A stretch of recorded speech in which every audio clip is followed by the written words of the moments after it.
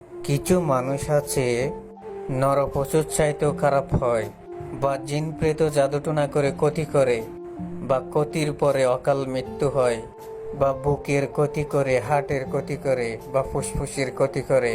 যে মানুষগুলো অমানুষ হয় সেই মানুষগুলোই অবৈধ পাপকর্ম অপকর্ম করে।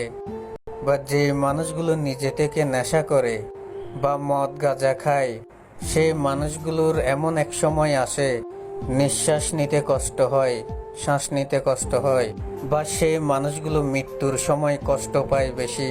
ক্ষতি হওয়ার কারণে অকালে, হয়াত অপূর্ণতা থাকার কারণে দেহ থেকে রুহ আলাদা হতে অনেকটা কষ্ট পায়, বা মৃত্যুর সময় অনেক কষ্ট পায়, বা অনেক কষ্ট যন্ত্রণার মধ্যে মৃত্যু হয়।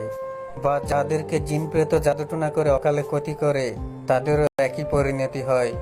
মৃত্যুর সময় দেহ থেকে রুহ আলাদা হতে অনেকটা যন্ত্রণা কষ্ট পায়, অকাল মৃত্যু ক্ষতির কারণে। এই পৃথিবীতে মানুষ পাপ করে কি লাভ হবে? একদিন তো সবাই মরে যাবে, সবাই চলে যাবে। কোনো মানুষই অমর নাই, সব মানুষেরই মৃত্যু আছে একদিন। মৃত্যু মানুষের জন্য অনিবার্য। একটা মানুষকে যদি গায়ের জুড়ে অস্থির হয়ে মেরে ফেলে, সেইটা মানুষের মৃত্যু লেখা থাকে না, সেটা মানুষে গায়ের জুড়ে অস্থির হয়ে পাপ করে। তো মানুষ লিখে কিছু আনে না, লিখে নিয়ে যায়। এটা হচ্ছে আসল কথা।